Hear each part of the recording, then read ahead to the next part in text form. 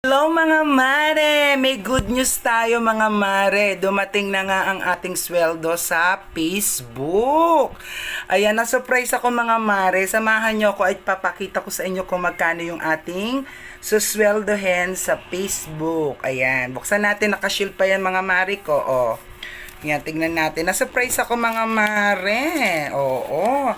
Tingnan natin kung magkano yung ating sweldo. Nakakamangha mga mare, di ba? Oh. Unang sweldo sa inyo ko palang i-share to mga mare ha. Pinubliko ko po yung aking sahod. So silipin muna natin.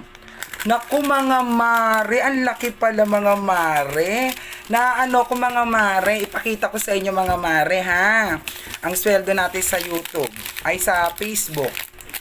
Ayan. So, kailangan iganto natin mga mare. Surprise muna natin. Ayan. Tatago ko sa inyo mga mare ha. Ilang digits ang hula niya mga mare. Ayan. O, ayan. Mga mare, kayo na pong bahala. O, ayan.